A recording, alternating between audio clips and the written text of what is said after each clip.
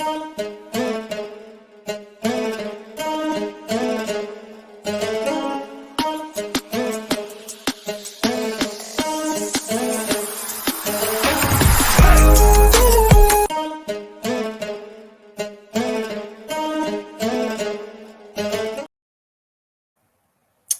right, what's good? What's good, man? Let's get into it. Let me talk about the Detroit Lions.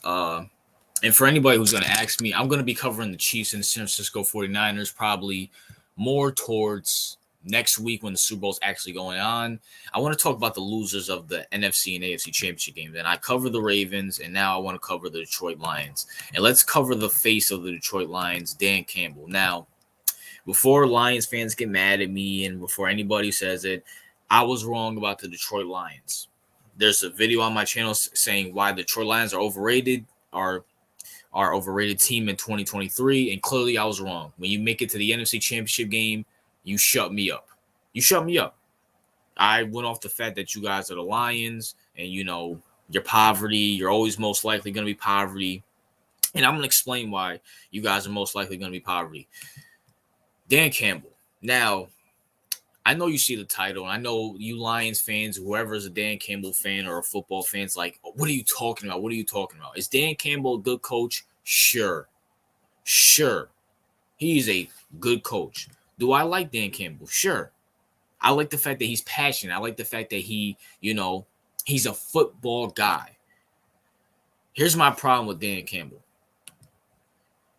Bro, the Lions should have won that game yesterday. There's no ifs, ands, or buts about it. The Lions should have won that game yesterday. No ifs, ands, and buts about it. You know why they lost that game yesterday? Because of Dan Campbell. You know why? Because when you're going for it on 4th down in your own territory. Listen, and I should make a separate video. Let me know if you guys want me to make a video about analytics in the NFL and the NBA. Because it's on my list, but I never have time to do it because obviously NFL, NBA is going on. But I don't care what the analytics say. I don't care if it's 4th and 1, 4th and 3. Take your points. Take your points. I am so sick and tired of these coaches always going for it on 4th down when they're right there. I was watching the Kansas City Chiefs game, right? And granted, this doesn't affect the Chiefs, obviously, because the Ravens choked.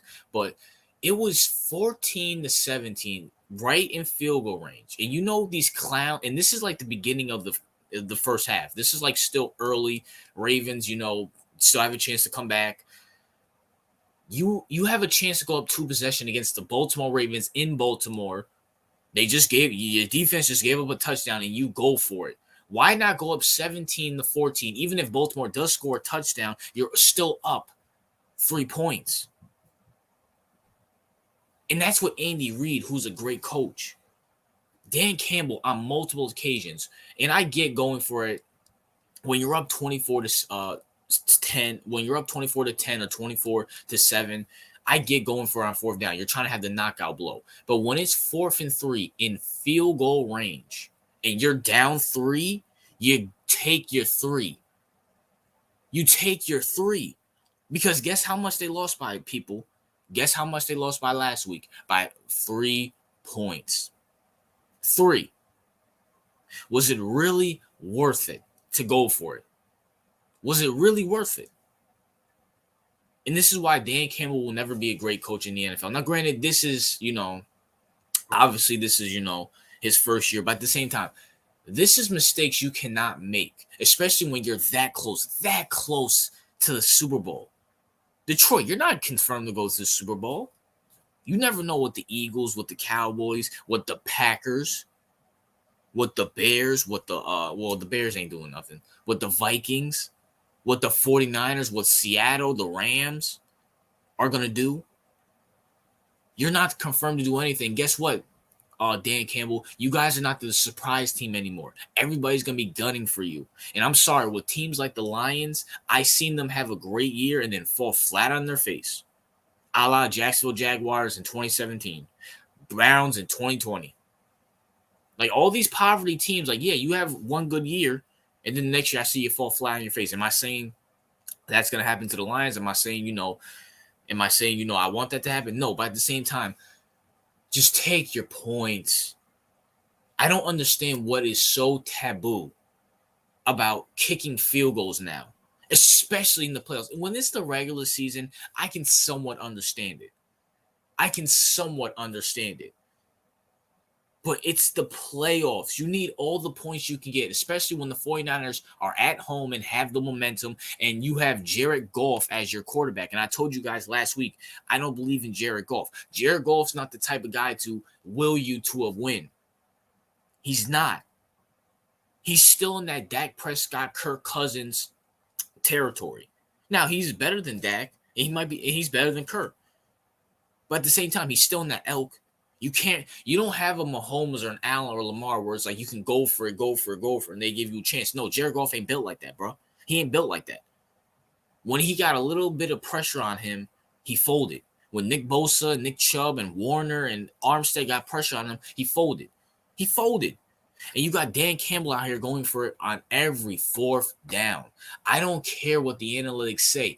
Take your points. When you're down 3 in field goal range with like 3-4 minutes left, you take your points. Don't go for it. Especially when the Niners defense is beyond hot and they've been stopping you the whole time. This is what separates the great coaches from the good coaches. Because good coaches take their points.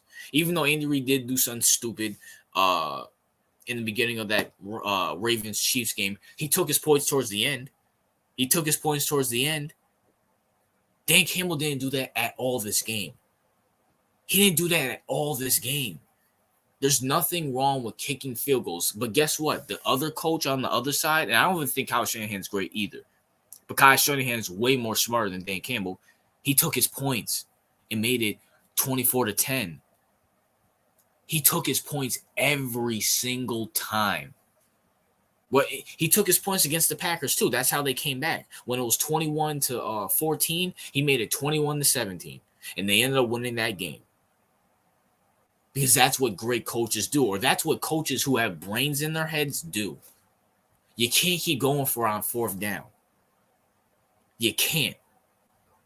I can understand if Dan Campbell was losing by a lot and he wants to win. But at the same time, you're up 24-7, 24-10.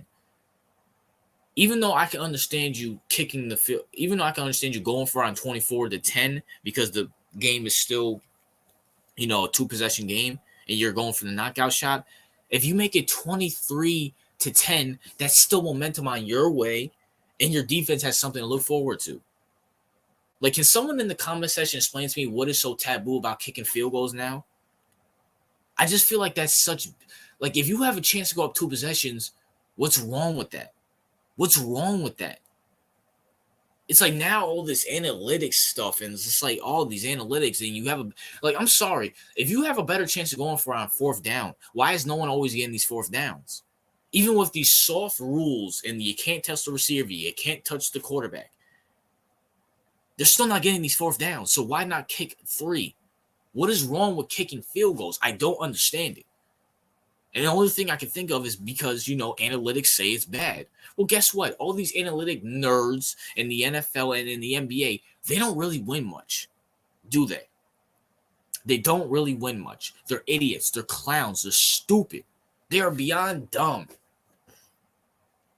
And Dan Campbell, and I know Dan Campbell is probably not the offensive coordinator. I know Dan Campbell probably doesn't know the X's and O's and knows this, that, and the third. But at the end of the day, when it comes to these coordinators, you know who the boss is? The head coach. It's the head coach. That's why I gave Sean McDermott a lot of smoke last week. Because I don't care what anybody says. Sean McDermott has the final say. No, we're not running a fake punt with Damar Hamlin. If I'm Dan Campbell, no, we're right in field goal range, down 3, and San Francisco has momentum. We're kicking the field goal, and we're tying the ball game up. Because you lost by 3. Maybe if you would have kicked some field goals in the beginning of the game, you would have won the game. But no, instead you had how does Bruce Arians say it? Brisket, biscuit. And by the way, how many Super Bowls does Bruce Arians have? He has 1, and that's because of Tom Brady. Risk It Biscuit didn't work with Andrew Luck when he had him. Risk It Biscuit didn't work when he had Jameis Winston. Risk It Biscuit didn't work when he had all these other quarterbacks. But that's my thoughts, man. What are yours? And listen, this is not really a shot at Dan Campbell. I just don't see him being a great coach, especially if he's going to go this analytics following BS stuff. RJ out.